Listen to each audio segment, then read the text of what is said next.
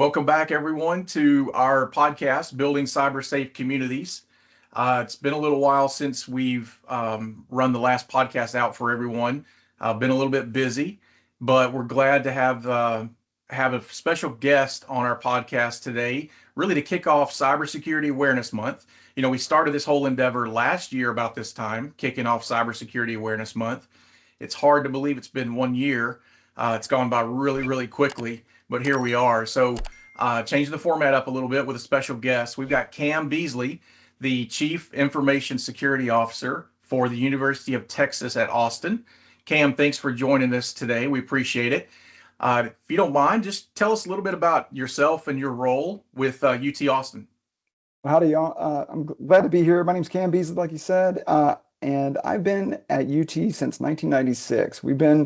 I started there when there was no security program and started building that out as a much younger person then. But we've had a lot of challenges over the years, and we've got a really great program now. We're able to the way that we're positioned now, we're able to serve more of the community. So we've been doing a lot of security work for the UT system, all the UT campuses. The UT system has a wide area network that serves a lot of other places across the state. So we've been doing that for a number of years. And here recently, we just started our role as a regional security operations center. We're serving about 3,100 entities across the state of Texas.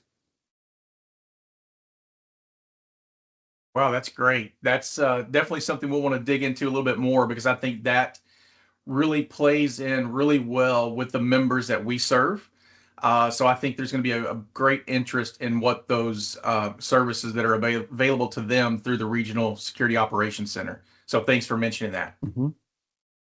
Well, you know, Cam, being a CISO sitting kind of in the middle of a huge hub that you described, a major university system, a major institution that you serve, what are some of the unique challenges as far as cybersecurity threats that you see in higher ed and specifically at UT Austin? Well, UT Austin or any other big flagship university is a lot like a city in most areas. We've got a lot of powered utilities of our own. We've got stadiums, museums, all kinds of things running around on campus. So we really face challenges around ransomware and financially motivated attacks, just like a number of your constituents might. The theft of intellectual property is also a pretty attractive thing for nation states or organized crime syndicates, or even just hacktivists that want to disrupt our operation. So we have a number of attacks a day in the millions from those types of groups, and it just takes one successful one to ruin everybody's day. Then we've got a lot of different account compromises and identity threats that continue to impact our users, mostly our incoming students who they're not ready for that type of threat or that type of assault. So we see a lot of our incoming prospective students hit with that type of activity. And then universities generally are dealing with challenges around vulnerability management and the technical debt of all the different complex systems that they maintain. So certainly that's something that we are no stranger to, and we continue to tackle all of those things. And then I guess lastly, the other really big one is just talent gaps. So as we see some of our talent retiring or aging out or moving on, it's really hard to find really solid younger talent in this space. So growing that up, building it out, that's another big challenge. Yeah, we can appreciate a lot of those challenges. They seem to cross over into public sector as well, especially the talent gap you mentioned.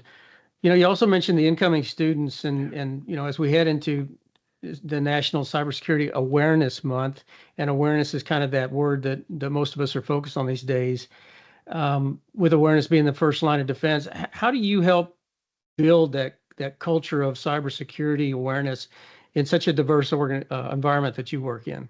Yeah, it's multifaceted for sure. Reaching humans is not easy. I think I read some research a long time ago that you have to say something like 99 times before it's sticky and it actually stays in the brain. So one of the things that we really emphasize in all of our policy work and all of our security training work is that there's a leadership commitment first and foremost. So senior executives are endorsing those programs and allocating resources and just making sure that it's visible at the right levels. And then we try to make sure that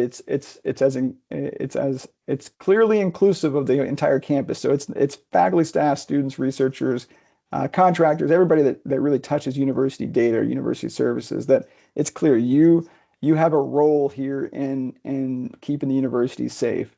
And then there's generally accountability that's tied to that. So if something happens, something always happens. We know that non-compliance we can't be perfect people. So what happens when something does go wrong? How does access get revoked? What additional training requirements are in place? How do supervisors stay on top of that? We also try to make it a safe place for folks to ask silly questions, because there's always people going, should I be worried about this? No, so no question is a bad question. The worst questions are the ones that you don't ask, and is kind of what I try to say. So we get a lot of students and a lot of even faculty and staff who ask us about things that are just way out in left field, but we love it because it creates that dialogue. And the next time they have a question, they'll come back to us with that as well. So, and then I think maybe the last piece of that is just keeping it fun and engaging. And we are really a quirky group, so we do all kinds of silly things to try and incorporate that into our training, into our awareness, and again making it sticky, so that it does linger around in the brain with all these other things that you're competing with. You mentioned that having to repeat things 99 times. I think anyone who's been a parent probably, in hindsight, realizes that's probably what it took to deal with a teenager, right? Mm-hmm. So that's interesting. So universities, you guys are known for being centers of hubs and innovation and excellence and a lot of programmatic type activities. The RSOC that was mentioned earlier by Ryan, tell us a little bit more about the program that you guys have put together there, and some of the things that you guys do for local government to help strengthen their cybersecurity. Well, like I said, we've been serving the broader Texas community for since about 2009, and when this opportunity came out through the state, we were very excited about being a part of that. So many of like you said, universities are very innovative in approaches. They have to be in a lot of cases, because there's not always a tool that you can buy off the shelf to accommodate a really wonky, heavily federated, complex organization like a university. So in a lot of cases, we build things because we typically look more like a multinational corporation than some just general single shop.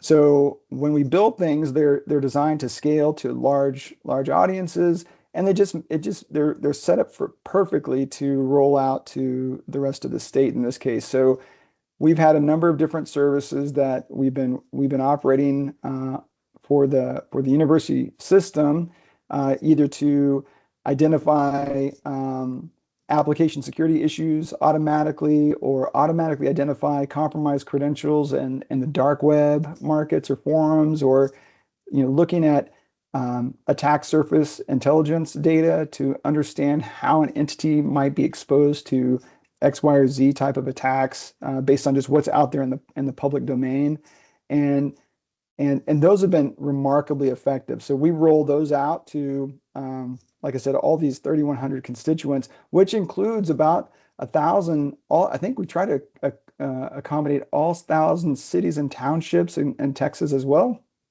And to date, this year to date, just for the cities, we've issued about 1,450 different reports of either compromised accounts, significant vulnerabilities, et cetera, the things I mentioned earlier. And that's gone out to just under 200 unique cities so far. And then we've got all the Texas counties and all the Texas school districts and all the water districts and all the hospital districts and all the public utilities and then all the associate colleges, all the junior colleges in there as well. So it's a really big environment with lots of important verticals there, but we're excited to be serving them. And then we've got 75 students that are a part of that as well. So we're really excited about and training up the future as we go. Cam, that is a great program. Can you describe maybe two or more of the services that you guys offer, and what's the eligibility, and what are the costs associated with being one of the participants in your RSOC program? Yeah, so we are fortunate enough to be state funded. So we don't ask for our members to pay anything if we can avoid it. There are sometimes exceptions for like really big cities, like the city of Houston or something like that. But we have something called, again, we're kind of quirky. We like silly names. So we have a service called Dorkbot that's been around for a long time, serves about 205 countries, nation state countries as well.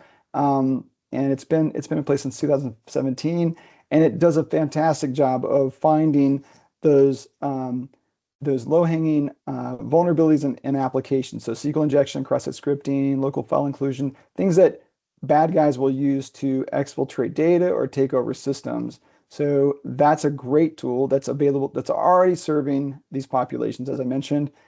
We've got something called CredMaster that looks for compromised accounts in different intelligence environments, in different dark web forums and markets. Yeah. And then we verify that those accounts are compromised.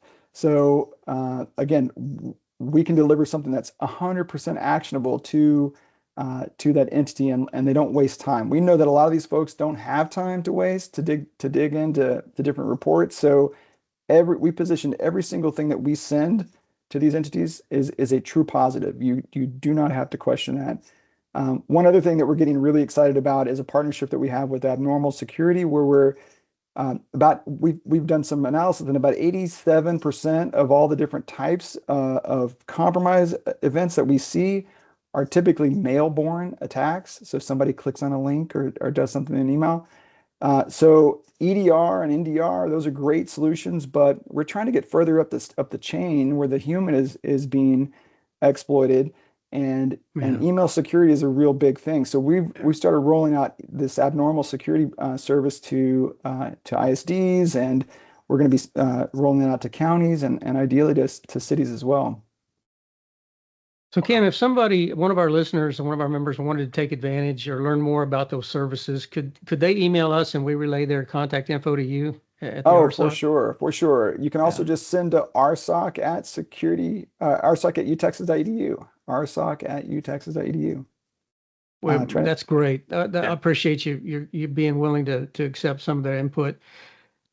Brian and I deal a lot with members of all different sizes, and we get common questions from our local government leaders, and that is, where do I start? What's the one thing I should do? And they hear my version, they hear Ryan's version. We would love if our members could get the benefit of hearing your recommendation for what is one thing a local government leader could do to start improving their cybersecurity program. What might that be, in your opinion? Boy, that's tough. One thing I think it's a compound answer for me if I had to answer. A lot of what a security program boils down to is just visibility. You can't protect what you don't know about. So I think building as much visibility into your environment as possible, either that's through monitoring or that's through device discovery or whatever it might be. And if you say, I don't know, I can't do that, then it's probably a great opportunity to leverage partnerships like the RSOC or other services that are available. So that's kind of the combo. But then I think on top of that, it's really just reminding your community that everyone's job is cybersecurity. It's not just the IT folks, and that really every person can be a sensor or a defender by being aware of phishing attacks and different problems. So creating that culture of shared responsibility is really important too. So your answer is much better than anyone I've ever given. So I appreciate that so much. And that's why I was so excited to have you on the show today, Cam.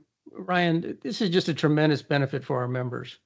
Yeah, I mean, you just basically talked about a lot of the things that we talk about on a daily basis, but you put it in such a way that I think it really will resonate with our members that we're not out there alone fighting this battle. This is a challenge that we all have, and you nailed it perfectly, talking about, the diversity of your staff and students, the awareness campaign that you have, the cultural, cybersecurity culture that you're trying to create. Everybody's a sensor. I love that analogy, because we talk about the human firewall all the time, and that's another way to phrase that makes it really, really hit home. So this is fantastic. The services that the UT Austin system are able to provide to our local governments is outstanding, and I really think a lot of folks just aren't aware of it. So this was a great episode for us. We hope that, I know you're busy, gentlemen. You just talked about all the things you're doing. I hope this doesn't open the floodgates for you, but really, I honestly hope it does, because I really hope we have more uptake on some of the things that you and your team are providing, because I think it's a great benefit across the state. Yeah, we're excited about it too. Thank you so much. We are prepared for that flood. The things that, like I said, with the things we build, they're designed to scale. So we want to serve. We're happy to be there.